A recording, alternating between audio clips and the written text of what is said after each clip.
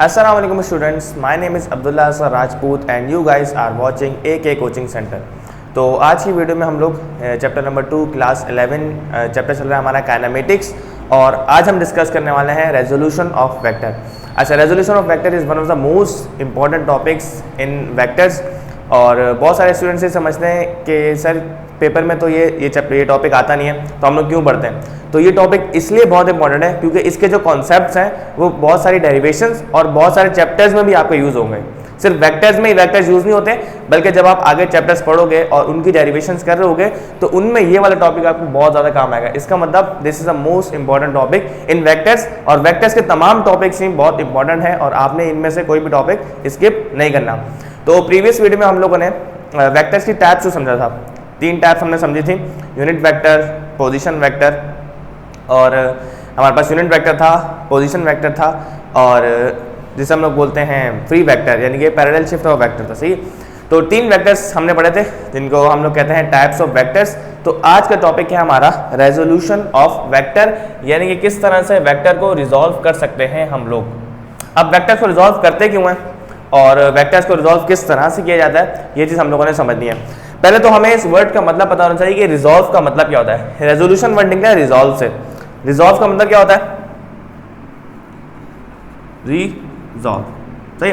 अच्छा, जैसे वर्ड आता है ना री, इस वर्ड री का मतलब होता है दोबारा। जैसे मैं आपको बोलूँ भाई रीराइट, रीराइट का मतलब दोबारा लिखो, रीप्ले दोबारा प्ले करना। सही है। रीअरेंज दोबारा अरेंज करो। इस तरह से जो वर्ड रिजॉल्व है इसका मतलब होता है दोबारा से सॉल्व करना या मजीद सॉल्व करना। किसको? वेक्टर्स को। अब वेक्टर्स को मजीद सॉल्व कर क्यों रहे होते हैं हम लोग और किस तरह से कर रहे होते हैं, ये चीज हम लोगों ने अभी समझनी है।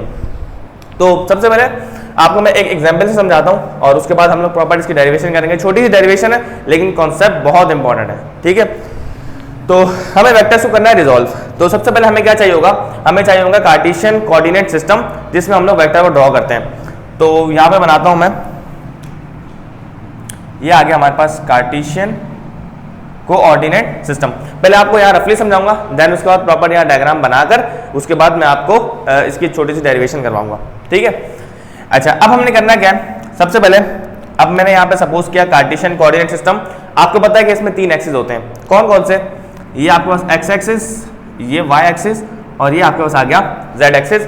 एक्स एक्सिस पे जो वेक्टर होता है उसको हम लोग आई बोलते हैं, वाई एक्सिस पे जो वेक्टर होता है उसको हम जे बोलते हैं और जेड एक्सिस पे जो वेक्टर होता है उसको हम के बोलते हैं। ये चीज़ हम डिस्कस कर चुके हैं। अब मैंने सपोज किया कि मेरे पास एक वेक्टर है, ये रहा एक वेक्टर और उसको वेक्टर का नाम है v। ये वेक्टर है और उसका नाम है v और ये वाला जो पॉइंट है दैट इज कॉल्ड ओरिजिन, इसको हमने डिनोट कर दिया o से। अब एक वेक्टर है मेरे पास e। अब देखो ये वेक्टर जो है ना ये हॉरिजॉन्टल के साथ एक एंगल बना रहा है। वर्ड यूज होता है ना हॉरिजॉन्टल, तो आपको पता होना चाहिए हॉरिजॉन्टल का मतलब होता है ये। सही है, हॉर्स जैसे चलता है उसका मतलब हॉरिजॉन्टल और वर्टिकल का मतलब होता है ये। तो कभी वर्ड आए ना हॉरिजॉन्टल के साथ एंगल बना रहा है तो आप समझ जाना कि वो एक्स एक्सिस के साथ एंगल बना रहा है। अगर आपको बोला है वर्टिकल के साथ एंगल बना रहा है तो तब आप समझ जाना कि वाई एक्सिस के साथ एंगल बन रहा है। लेकिन ज्यादातर ये लिखा हुआ होता है कि हॉरिजॉन्टल के साथ एंगल बन रहा है, तो बच्चे कंफ्यूज होते हैं कि हॉरिजॉन्टल क्या होता है। तो हॉरिजॉन्टल का मतलब होता है एक्स एक्सिस। सही है। तो एक वेक्टर हमने सपोज किया और ये वेक्टर जो है हॉरिजॉन्टल के साथ एक एंगल बना रहा है और उस एंगल को हम यहाँ पे मेंशन कर देते हैं, दैट एंगल इज थीटा। सही, एंगल को हमने डिनोट कर दिया थीटा के साथ। सही। अच्छा, अब होगा क्या? अब जो प्रीवियस बुक थी उसमें ये कॉन्सेप्ट दिया जाता था कि आपके पास अगर ये वेक्टर है ना, वो एकदम मेरा हाथ है। अब मेरे हाथ के ऊपर अगर कोई ऊपर से लाइट मारेगा ना तो मेरे हाथ के शेडो कहाँ बनना चाहिए? जाहिर सी बात है मेरे हाथ का शेडो जमीन पे बनेगा नीचे। अगर मेरे हाथ पे ऊपर से कोई लाइट मारेगा तो उसका शेडो यहाँ पड़ेगा। अब देखो मेरे हाथ पे यहाँ से रोशनी पड़ रही है तो मेरा शेडो कहाँ बन रहा है? यहाँ पड़ रहा है। लाइट वहां से पड़ रही है तो शेडो यहाँ बन रहा है। अगर लाइट ऊपर से पड़ेगी शेडो नीचे पड़ेगा और लाइट अगर यहाँ से पड़ेगी तो शेडो पीछे बनेगा। इसका मतलब अगर इस वेक्टर के ऊपर से भी हम कोई सोर्स दें, सोर्स ऑफ लाइट कुछ भी हो सकता है, बल्ब हो सकता है, टॉर्च हो सकती है या सनलाइट आपके पास हो सकती है। तो मैंने सपोज किया कि यहाँ पर कोई एक सोर्स है जो लाइट प्रोवाइड कर रहा है, ऊपर से लाइट पड़ रही है। अगर मैं आपसे एक सवाल पूछूं कि इस वेक्टर के ऊपर जब लाइट पड़ेगी तो इस वेक्टर का शेडो कहाँ बनेगा, तो आपका जवाब होना चाहिए कि सर इसका शेडो जो है वो यहाँ पे बनना चाहिए। तो बिल्कुल ठीक है, इसका शेडो यहाँ पर ही बनेगा। तो इसका शेडो यहाँ पे ड्रॉ करते हैं। भाई इसका ये रहा शेडो, ये इसका शेडो बन गया। तो यहां से लेकर यहां तक ये आ गया इसका शेडो। अच्छा, वेक्टर जो है वो ये शेडो है वेक्टर v का। तो वेक्टर v का शेडो है तो वेक्टर v ही कहलाएगा ना। अगर मेरे हाथ का शेडो है तो मेरा हाथ ही बनेगा, इस मार्कर का शेडो है तो मार्कर ही जमीन पे बनेगा, स्केल नहीं बनेगा। अगर ये मार्कर है, ऊपर से लाइट मारोगे तो जमीन पे भी क्या बनना चाहिए, मार्कर ही बनेगा। तो अगर इसका नाम v था तो डेफिनेट सी बात है कि इसका नाम भी क्या होना चाहिए, v होना चाहिए। बिल्कुल ठीक है। और वेक्टर है तो हमने इसके ऊपर क्या डाल दिया, एरो डाल दिया। ठीक है, बात समझ आ गई। अब इस सोर्स को मैं यहां से हटा के इसको मैं यहां रखता हूं ताकि लाइट इस तरफ पड़े। ठीक है, तो इस सोर्स को यहां से हटा दिया हमने सोर्स हटाई यहां से। अब सोर्स हम लोग यहां पर ले आए, यह है सोर्स, कोई भी हो सकती है, लाइट, सन, कोई कुछ भी हो सकता है। अब लाइट पड़ी यहां से तो ऑब्वियस सी बात है कि इसका शेडो इसका यहां पर बनना चाहिए। तो ये इसका ड्रॉ करते हैं हम लोग, ये आ गया इसका शेडो। ठीक है, शेडो आ गया। तो वेक्टर ड्रॉ कर दो आप, ये आपने ड्रॉ कर दिया यहां से लेकर यहां तक का वेक्टर।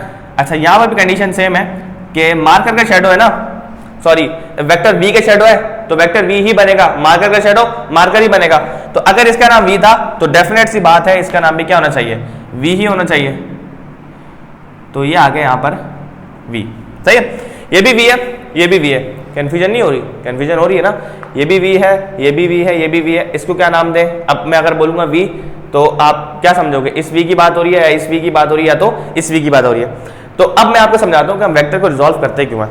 देखो, अब मान लो कि कोई रॉकेट जो है वो लॉन्च हुआ है इस एंगल पर, कोई रॉकेट जो है वो लॉन्च हो रहा है इस एंगल पर, एक रॉकेट लॉन्च हो रहा है। अब देखो ये रॉकेट जो है ना, ये रॉकेट ऐसे ऊपर जा रहा है, ऐसे ऊपर जा रहा है, ऐसे ऊपर जा रहा है का मतलब ये कि ये हाइट भी कवर कर रहा है और आगे भी जा रहा है। अगर आगे जा रहा है ना तो इसके आगे जाने वाला कंपोनेंट जो होगा वो उसका एक्स एक्सिस में, यानी कि एक्स एक्सिस में वो डिस्प्लेसमेंट कवर कर रहा है, और वो जो ऊपर जा रहा होगा इसका मतलब वो वाई एक्सिस में डिस्प्लेसमेंट कवर कर रहा है। तो इसीलिए हम लोग वेक्टर को रिजॉल्व करते हैं ताकि हमें पता चले कि उसका जो एक्स कंपोनेंट है वो कितना है और वाई कंपोनेंट है वो कितना है, और उसका हम लोगों ने फार्मूला कैलकुलेट करना है। That is called resolution of vector.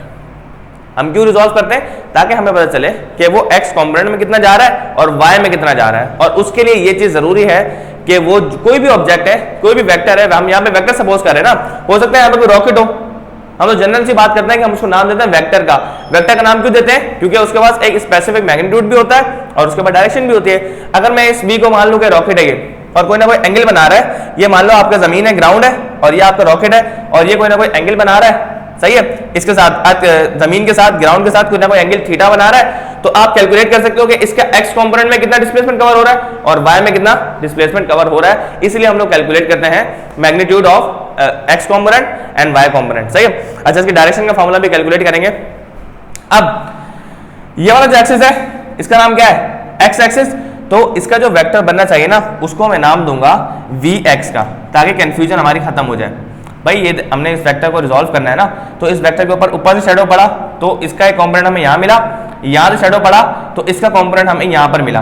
तो यहाँ पर जो हमें कंपोनेंट मिला एक्स एक्सिस पर, उसको हमने नाम दे दिया vx का। अगर मान लो ये वेक्टर v ना होता, f होता, तो इसका यहाँ पर जो कंपोनेंट होता वो fx होता। अगर ये वेक्टर f होता तो इसका यहाँ पे जो कंपोनेंट बनता वो होता fy। लेकिन अब वेक्टर है v तो उसका यहाँ पे कंपोनेंट बन रहा है vx, और ये वाला वेक्टर क्या होना चाहिए, vy।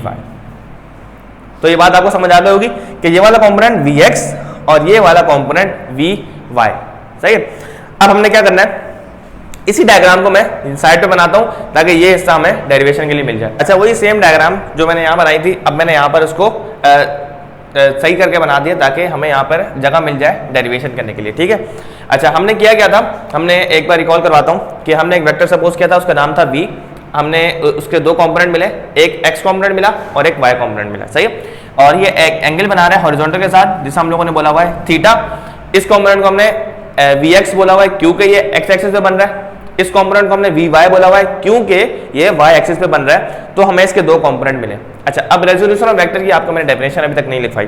तो रेजोल्यूशन ऑफ वेक्टर की सिंपल सी डेफिनेशन क्या बनेगी कि किसी भी वेक्टर को तोड़ना, the splitting of vector into its rectangular components. Rectangular components का मतलब क्या होता है कि ये आपके पास ये तीनों आपस में क्या होते हैं, परपेंडिकुलर होते हैं, x axis, y axis, z axis, इसलिए हम लोग बोलते हैं रेक्टेंगुलर कंपोनेंट्स। तो ये तीनों आपस में क्या होते हैं, परपेंडिकुलर होते हैं। The splitting of vector, vectors को तोड़ना into its rectangular components such as x axis, y axis and z axis.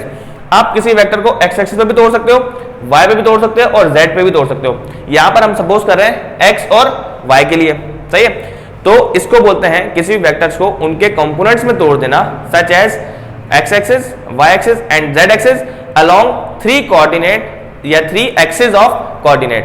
सही, कोऑर्डिनेट के 3 एक्सिस है ना, एक्स एक्सिस, वाई एक्सिस और जेड एक्सिस। तो इसको मैंने तोड़ा हुआ है एक्स एक्सिस की तरफ और इसको मैंने तोड़ा हुआ है वाई एक्सिस की तरफ।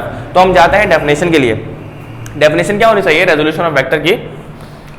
यहां पे लिख देता हूं, the splitting of a vector into its rectangular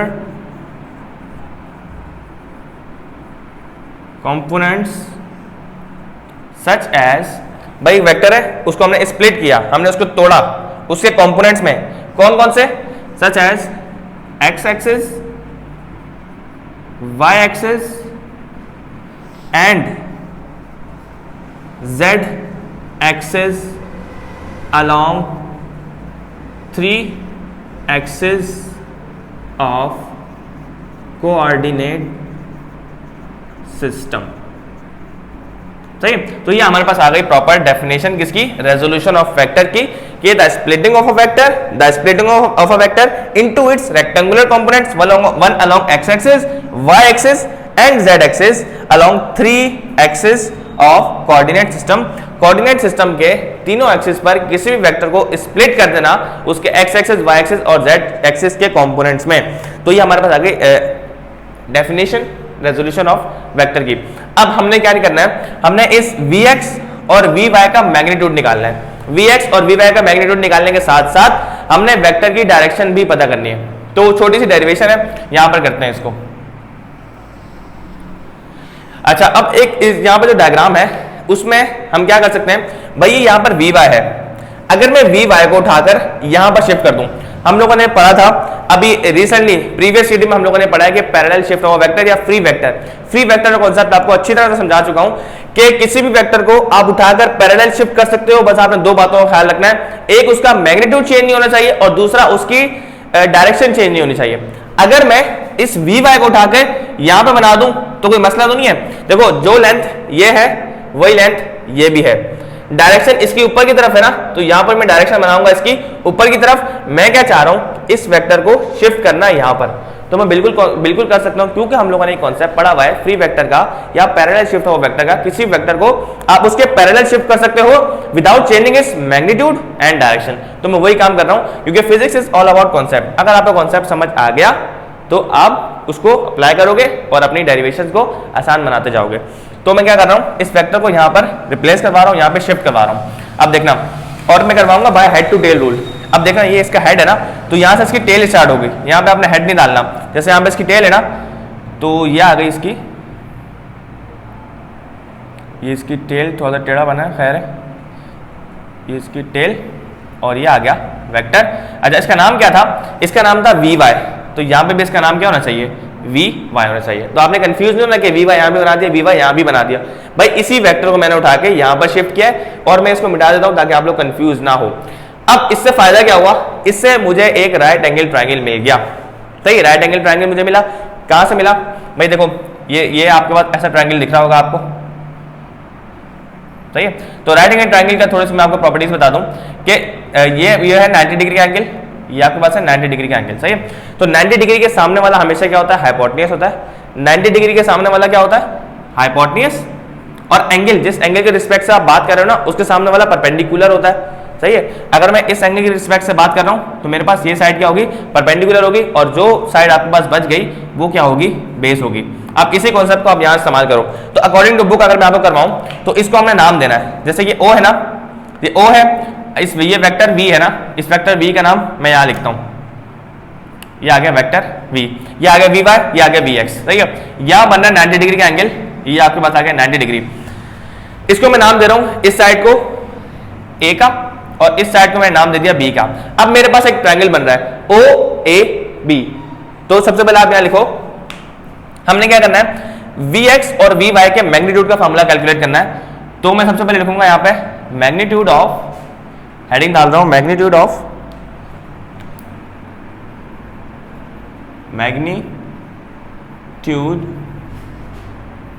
of.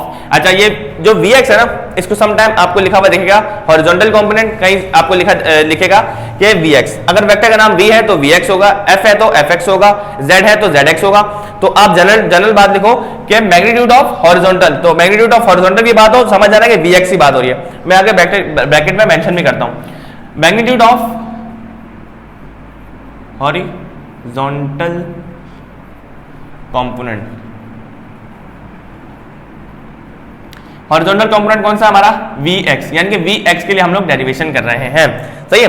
तो सबसे पहले आपको कुछ चीजें बतानी चाहिए। भाई आप ट्रायंगल सॉल्व कर रहे हो ना, तो ट्रायंगल को सॉल्व करने के लिए मैथमेटिक्स एक ब्रांच होती है ट्रिग्नोमेट्री। ट्रिग्नोमेट्री का मतलब क्या होता है? ट्राई का मतलब होता है ट्रायंगल्स, और गोनो और मेट्री का मतलब होता है कि आप ट्रायंगल्स की मेजरमेंट कर रहे हो। सही है। तो ट्रायंगल्स की मेजरमेंट कौन सी ब्रांच करती है मैथमेटिक्स की? वो करती है ट्रिग्नोमेट्री। और ट्रिग्नोमेट्री में कुछ फंक्शंस होते हैं, उन फंक्शंस का इस्तेमाल करके हम इस गिवन ट्रायंगल को, जो हमने ट्रायंगल खुद से बनाया है, सपोज किया है कॉन्सेप्ट के हिसाब से, उसको हमने रिजॉल्व करना है। और हमें क्या चाहिए? Vx चाहिए और Vy चाहिए। तो उसके लिए कुछ चीज़ आपको बता दूं, बल्कि मैं साइड पर लिख देता हूँ ताकि आप लोग को ये चीज़ पता होनी चाहिए। भाई हमारे पास 3 किस्म के फंक्शन होते हैं जो बहुत ज़्यादा यूज होते हैं।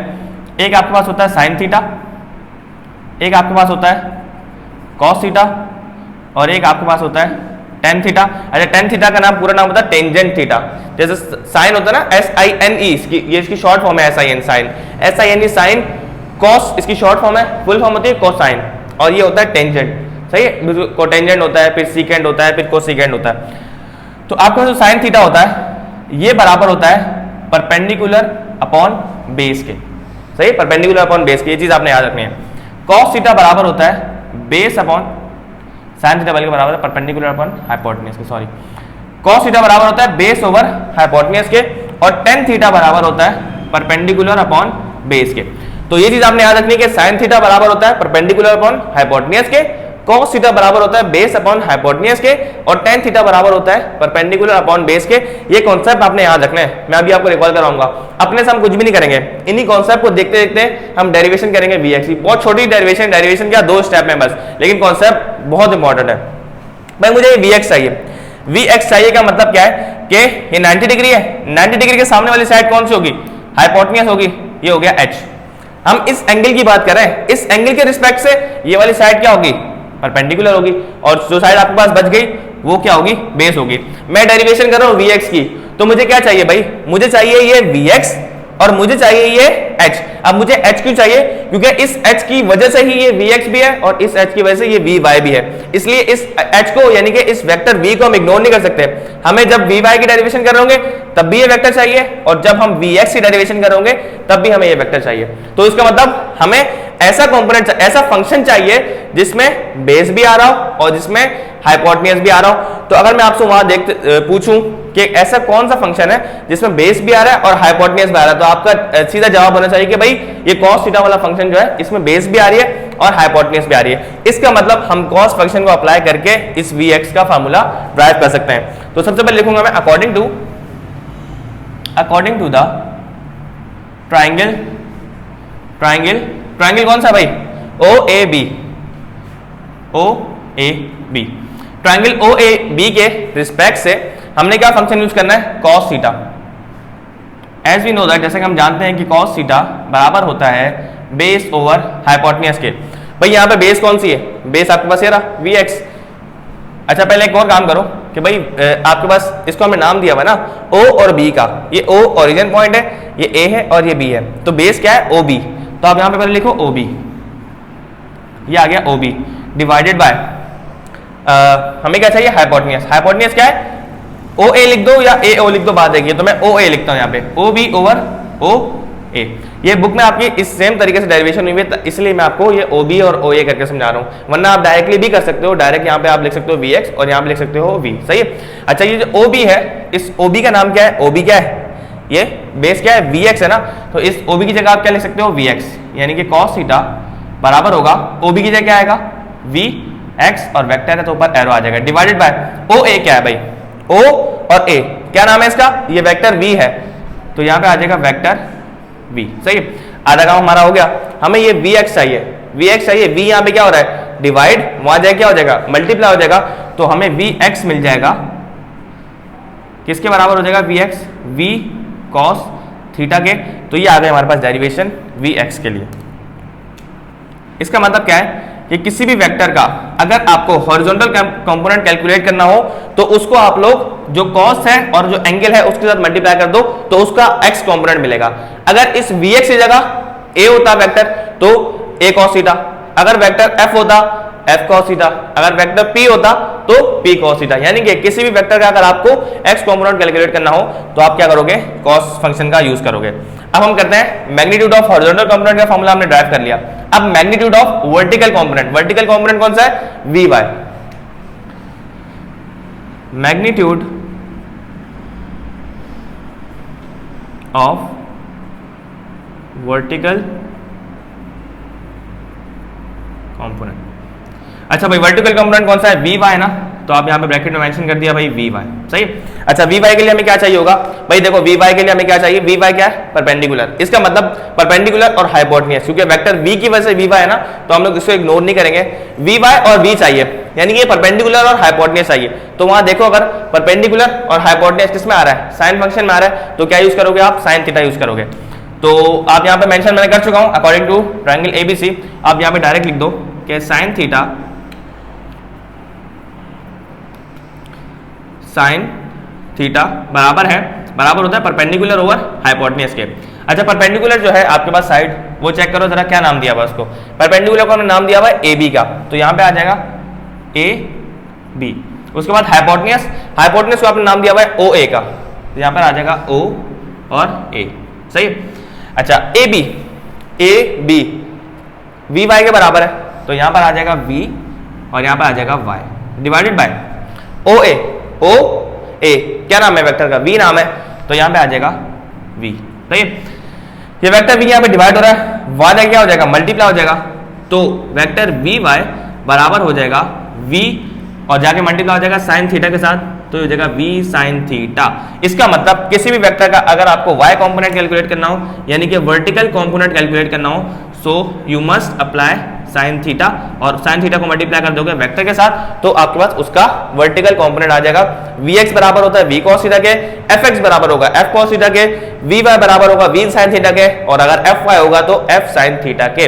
तो ये हमारे पास आ गया वी एक्स और वी वाई का मैग्नीट्यूड। अच्छा अगर हमें डायरेक्शन निकालनी हो, डायरेक्शन ऑफ वेक्टर, यानी कि वेक्टर हमें जो एंगल है थीटा वो फाइंड करना है ताकि हमें क्या मिले, डायरेक्शन मिल जाए, सही है।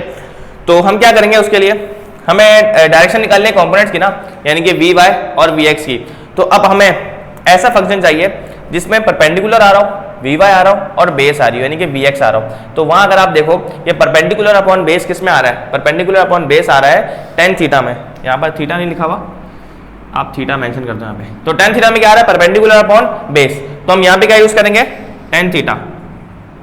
टेन थीटा बराबर होगा परपेंडिकुलर अपॉन बेस, यानी कि इन दोनों वेक्टर्स के अगर आप एंगल फाइंड कर लोगे ना तो आपको इसकी डायरेक्शन मिल जाएगी, वेक्टर वी की डायरेक्शन आपको उससे मिल सकती है। तो इसलिए यहाँ पे लिखा हुआ है direction of vector, tan theta बराबर होगा परपेंडिकुलर अपॉन बेस के। अब जरा चेक करके बताओ कि परपेंडिकुलर साइड का नाम क्या है, परपेंडिकुलर है वी वाई और नाम क्या दिया हुआ है उसने, आपको ए बी नाम दिया हुआ है ना, तो यहाँ पे यहाँ लिख दो ए बी, और बेस क्या है, ओ बी, यहाँ पे आ जाएगा ओ और बी। अब आपने सिर्फ क्या पुट करना है कि ए बी साइड बराबर होती है वी वाई के, तो यहाँ पे आ जाएगा टेन थीटा बराबर हो जाएगा ए बी की जगह आ जाएगा वी वाई, सही है, और ओ बी की जगह आएगा, ओ बी की जगह आएगा वी एक्स।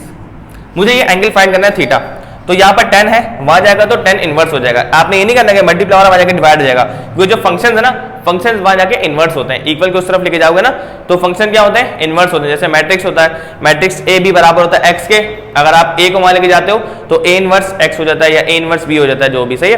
तो ये 10 है, वहां जाएगा तो 10 इनवर्स हो जाएगा, तो आपको इस थीटा, इस एंगल का फार्मूला मिल जाएगा 10 इनवर्स ब्रैकेट में V Y over V X. This is the formula to calculate the direction of vector. तो फाइनली हम लोगों ने तीनों की डेरिवेशन कर ली, magnitude of x component, magnitude of Y component और मैग्नीट्यूड डायरेक्शन ऑफ वेक्टर की, सही है। तो ये कॉन्सेप्ट था हमारा रेजोल्यूशन ऑफ वेक्टर का, यानी किसी भी वेक्टर्स को हम लोग उसके कंपोनेंट्स में रिजॉल्व कर सकते हैं, एक्स एक्सिस, वाई एक्सिस और जेड एक्सिस के। तो आई होप कॉन्सेप्ट समझ आ गया होगा। नेक्स्ट वीडियो में इंशाल्लाह हम लोग स्केलर प्रोडक्ट, वेक्टर प्रोडक्ट को डिस्कस करने वाले हैं और addition of vector by rectangular components, जिसका फार्मूला बहुत ज़्यादा इंपॉर्टेंट है, वो हम लोग ड्राइव करेंगे। तो thank you so much for watching, अपना ख्याल रखिएगा, अल्लाह हाफिज़।